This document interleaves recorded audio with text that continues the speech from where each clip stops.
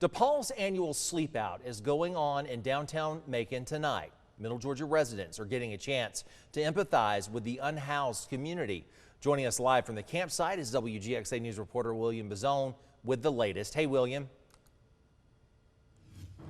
Hey Greg, good evening. Yeah, I am here on Walnut Street at Daybreak's headquarters where this campout is in full effect. Off to my right here, seeing a big bonfire, and even right behind me, well, I'm going to step actually right here. You're seeing a big bonfire, and over there, people are lighting off a big fire, having s'mores, really enjoying this experience. But through it all, there's a deeper message to this all that really should be emphasized, and I think this is really a wonderful cause that really gives people an opportunity to understand what's going on in the community around them. Even if they live in Macon, something could be happening just a mile down the road. It makes a difference.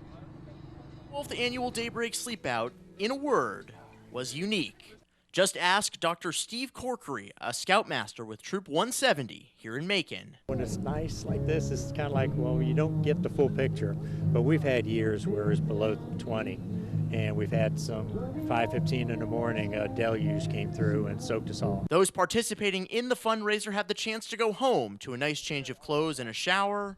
Others may not be so lucky. That's why DePaul USA board member Jeff Batcher is a firm believer in the power Thursday's fundraiser has. When you're out here one night and it's 3 o'clock in the morning, there's noise going on everywhere, the trains, and you for half a second think, are my things secure?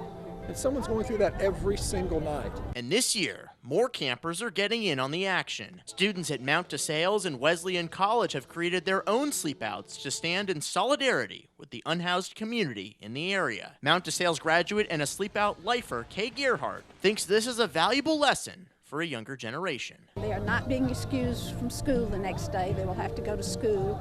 They will have to go to school in the clothes they slept out in. They will not be able to take showers or anything like that. When the calendar hits the end of February each year, you can bet that Steve Corkery is ready. I started like in early January plugging in. I said, guys, what do you think's coming up on February? And all the older ones say, oh, it must be time for sleep out. And just keep my fingers crossed people show up. Over $250,000 has been raised this year, though the experience is priceless for many in the mid-state. And just before we went live here this evening, I was talking with Jeff Batcher earlier. The weather was a little bit more unseasonable and more favorable for this camp out, but now I'm seeing people in jackets surrounding around the fire, and we'll see what happens when everybody wakes up tomorrow at 7 a.m. for the official breakfast associated with the sleep out. From here in downtown Macon tonight, I'm William Bazzone for WGXA News at 11. Guys, back to you in the nice, warm studio.